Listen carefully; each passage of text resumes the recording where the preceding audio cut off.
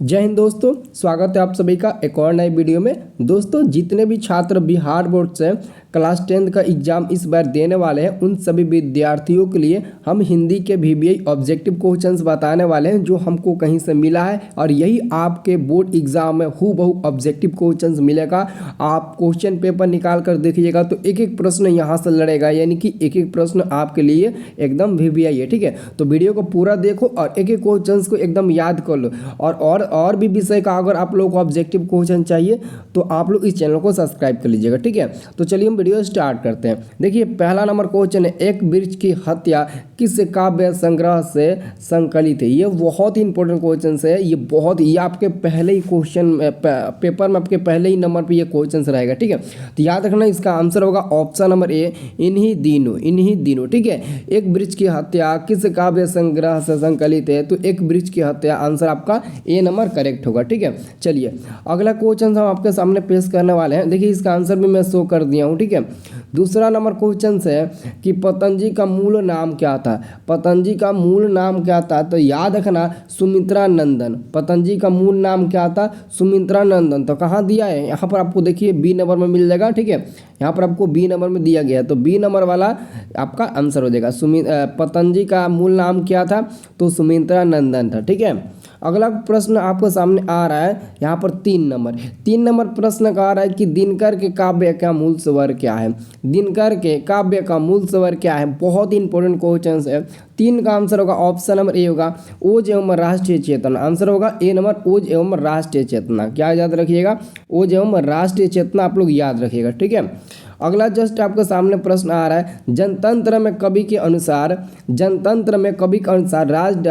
राजदंड क्या होंगे। Very important question, very important question. ठीक है, यानी कि VBI ऑब्जेक्टिव क्वेश्चन बहुत ही इंपॉर्टेंट है। ठीक है, जनतंत्र में कवि के अनुसार राजदंड क्या होंगे, तो याद रखना फावड़े और हल होंगे। फावड़े और हल, यहाँ पर आपको सी नंबर में मिल जाएगा, फावड़े और हल। ठीक है, सी नंबर वाला आपका आंसर बिल्कुल सही हो जाएगा। ठीक है, जो भी विद्यार्थी हमारे व्हाट्सएप ग्रुप में नहीं जुड़े हैं, डिस्क्रिप्शन बॉक्स में जाकर देखिए, मैं व्हाट्सएप ग्रुप का लिंक दिया हूँ। आप बिना 1 भी रुपया पेमेंट किए आप हमारे व्हाट्सएप ग्रुप में जुड़ सकते हैं और व्हाट्सएप ग्रुप के माध्यम से आप सभी को बहुत ज़्यादा हेल्प मिलेगा, इसलिए आप व्हाट्सएप ग्रुप जरूर ज्वाइन करिएगा। ठीक है, अब देखिए 5 नंबर क्वेश्चन का आ रहा है ना कि अरे अरे कहते हुए भग्गू किसके पीछे भागा, तो अरे अरे कहते हुए भग्गू संतु के पीछे भागा था। आंसर होगा बी नंबर।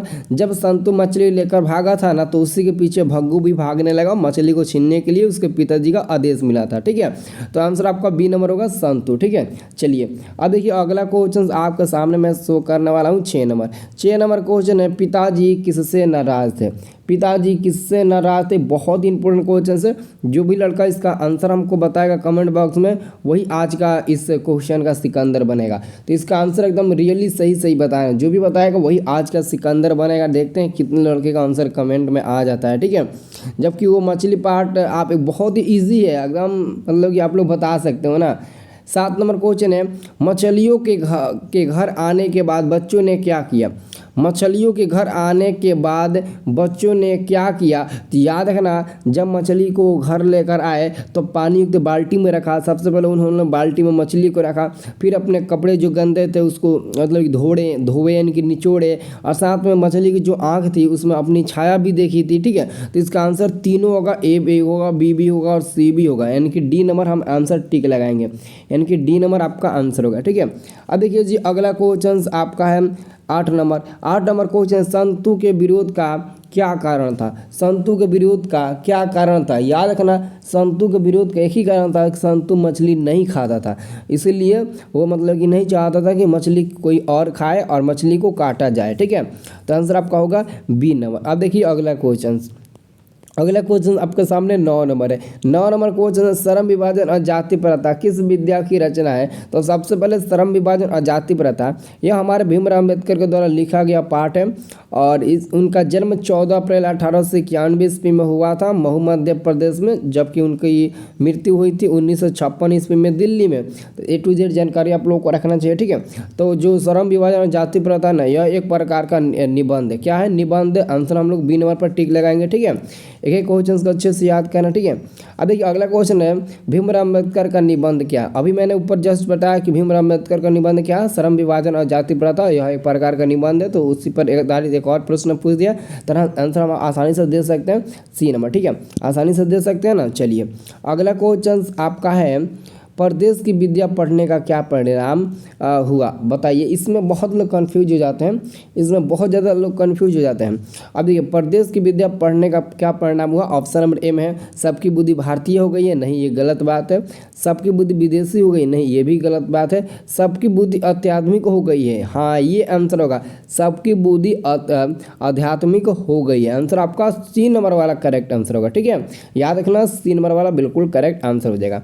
अब देखिए अगला क्वेश्चन आपका 12 नंबर है, नगर कहानी किस लेखक द्वारा रचित है। ये आपका नगर जो कहानी है ये हिंदी वर्णिका का क्वेश्चन है।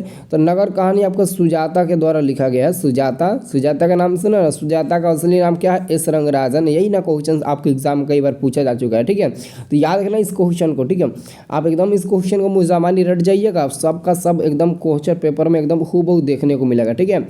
अगला क्वेश्चन आपका है 13 नंबर, लेखक के अनुसार मनुष्य नाखून किसके जीवन का प्रतीक है।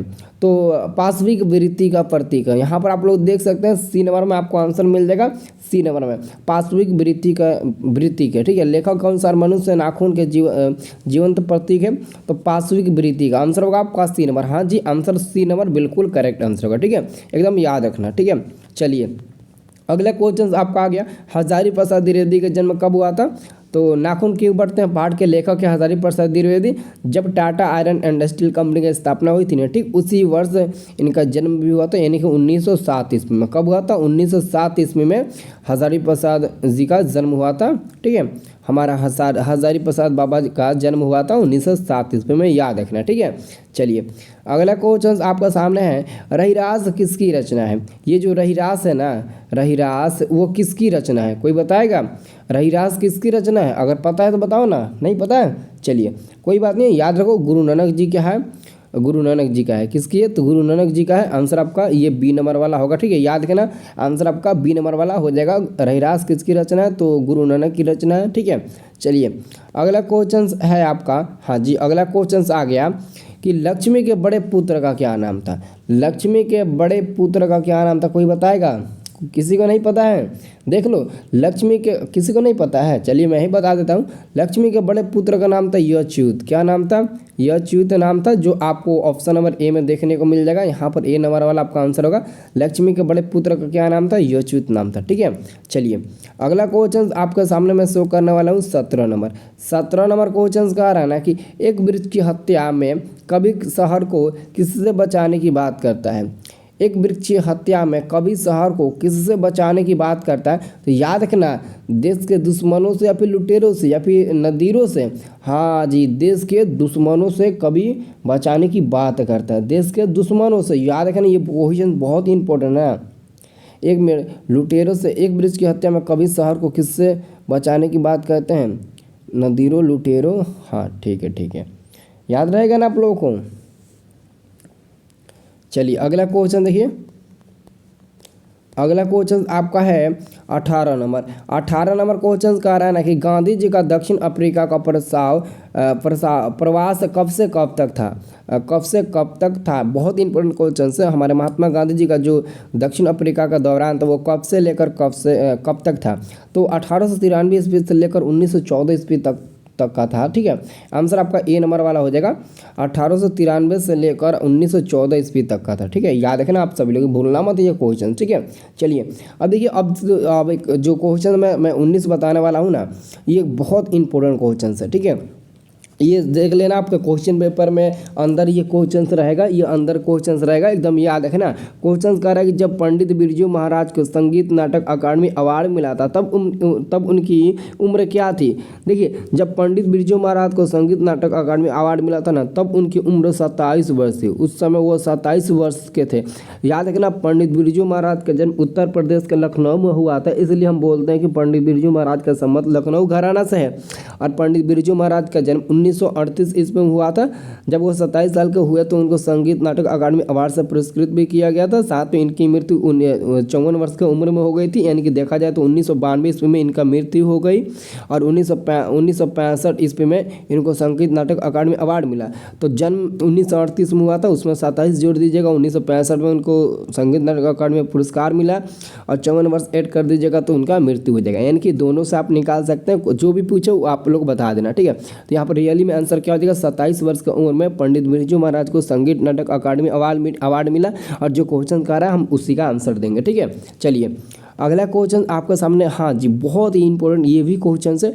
कवि ने माली मालिन किसे कहा है, तो कृष्ण राधा को कवि ने माली और मालिन कहा है। आंसर क्या होगा, आंसर आपका सी नंबर वाला बिल्कुल सही आंसर होगा, ठीक है। चलिए याद रहेगा ना। तो जो भी बच्चा वीडियो को लाइक नहीं किया होगा वीडियो को लाइक ज़रूर करना, और अगर इस चैनल पर पहली बार आए हैं तो चैनल को सब्सक्राइब जरूर करिए। अगर देखिए चैनल को जब तक सब्सक्राइब नहीं करेंगे तब तक आपको लाइव क्लास नहीं मिल पाएगा, ठीक है। मैं डेली शाम को 6:30 बजे लाइव क्लास चलाता हूँ। आप लोगों को अगर एग्ज़ाम के लिए बेहतरीन से बेहतरीन तैयारी करना है तो शाम 6:30 बजे इसी चैनल पर आप लोग आ जाइएगा। चैनल को सब्सक्राइब कर लीजिए, ऑटोमेटिक आपके पास मैं नोटिस भेज दूंगा, ठीक है। आपको चिंता करने की कोई बात ही नहीं है, ठीक है।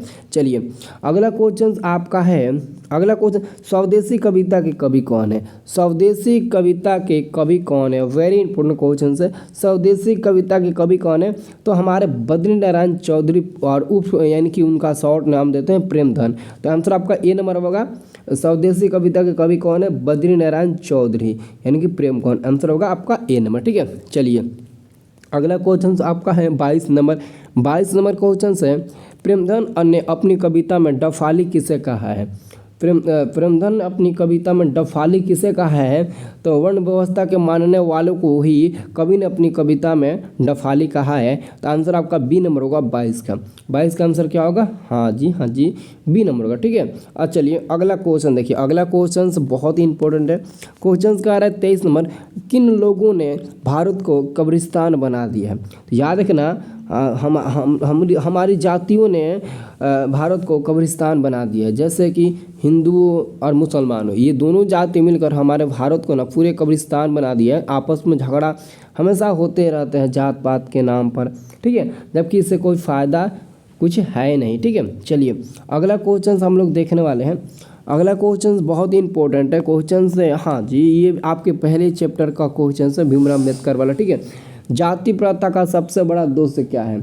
जाति प्रथा का सबसे बड़ा दोष पता है क्या है, पेशे का निर्धारण करना जाति प्रथा का सबसे महत्वपूर्ण दोष माना जाता है, यानी कि बी नंबर वाला आंसर आपका होगा। जाति प्रथा का सबसे बड़ा दोष क्या है पता है आपको, पेशे का निर्धारण करना। पेशे का निर्धारण करना जाति प्रथा का सबसे बड़ा दोष माना जाता है, ठीक है। चलिए अगला क्वेश्चन हम शो करने वाले हैं, ये भी आपके पहले ही चैप्टर का है कि श्रम विभाजन निश्चय ही सभ्य समाज की आवश्यकता है। वेरी गुड, बहुत ही बढ़िया, आंसर आपका ए नंबर वाला होगा।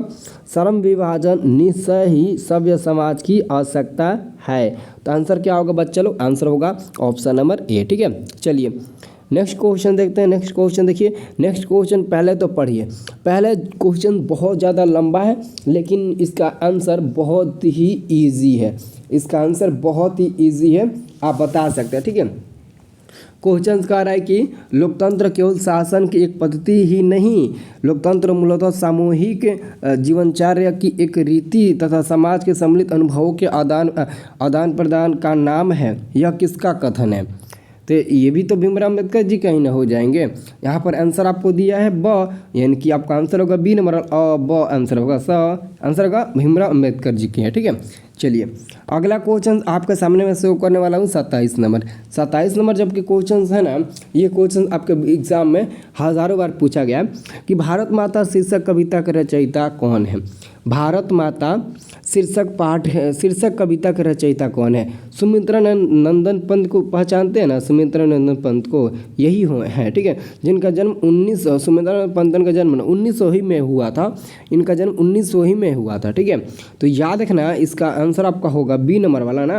आप लोग किस पर टिक लगाइएगा, सभी लोग विद्यार्थी बी नंबर पर टिक लगाइएगा, ठीक है। चलिए तो अब देखिए अगला क्वेश्चन इसी पार्ट पर आधारित एक और क्वेश्चन है उसी पार्ट का, भारत माता पार्ट का, कि भारत माता कविता पंथ किस काव्य से संग्रहित है? बताइए तो, भारत माता कविता पंथ के किस काव्य से संग्रहित है? तो ग्राम्या। ग्राम्या का मतलब हुआ गांव, तो गांव भी दिया रहेगा तो आप लोग गांव पर भी टिक लगा सकते हैं, कोई दिक्कत नहीं होगा, गलती भी नहीं होगा, ठीक है। गांव पर, ग्राम्या का मतलब ही हुआ गांव, ग्राम्या का क्या मतलब हुआ? गांव मतलब हुआ ना। चलिए अगला क्वेश्चन आपका है 29 नंबर, यानी कि 29, 29 नंबर क्वेश्चन है आपका कि भारत माता का ह्रास कैसा दिखाई पड़ता है? भारत माता का ह्रास कैसा दिखाई पड़ता है? वेरी इंपॉर्टेंट क्वेश्चन है, तो याद रखना राहु ग्रसित आंसर आपका सी नंबर होगा, ठीक है। भारत माता का ह्रास कैसा दिखाई पड़ता है? तो राहु ग्रासित, आंसर क्या होगा? आंसर आपका सी नंबर वाला बिल्कुल करेक्ट आंसर हो जाएगा, याद रखना, ठीक है। चलिए अगला क्वेश्चन आपका है 30 नंबर। 30 नंबर क्वेश्चन कह रहा है कि भाईचारे का संबंध दूध और पानी के मिश्रण सा क्यों बताया गया है? वेरी इंपॉर्टेंट क्वेश्चन है, भाईचारे का संबंध दूध और पानी के मिश्रण सा क्यों बताया गया है? तो याद रखना 30 का आंसर होगा एक दूसरे का पूरक है, ये एक दूसरे का पूरक है इसलिए बताया गया, आंसर होगा ए नंबर, ठीक है, याद रखना। अब देखिए अगला क्वेश्चन 31 नंबर है। 31 नंबर क्वेश्चन है, किसने जाति प्रथा के नाम पर श्रम विभाजन को विभाजित कर दिया है? किसने जाति प्रथा के नाम पर श्रम विभाजन को, मतलब कि श्रम विभाजन को क्या कर दिया? वो विभाजित कर दिया है, ठीक है। याद रखना ये सभ्य समाज ने ना जाति प्रथा को श्रम विभाजन के नाम पर ना विभाजित एकदम कर दिया, ठीक है। आंसर क्या होगा? आपका हो जाएगा सी नंबर, ठीक है। चलिए अगला क्वेश्चन हम लोग का है 32 नंबर। 32 नंबर क्वेश्चन है, जाति प्रथा क्या निर्धारित करती है? जाति प्रथा क्या निर्धारित करती है? तो पेशा निर्धारित करती है, पेशे का निर्धारण करती है, वो तो सबको पता है।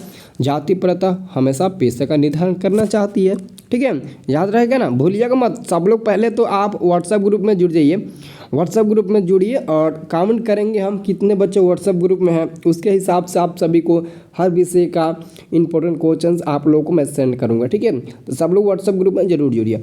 भारत सरकार ने दिनकर को कौन सा अलंकरण प्रदान किया? वेरी इंपॉर्टेंट क्वेश्चन है, भारत सरकार ने दिनकर को कौन सा अलंकरण प्रदान किया?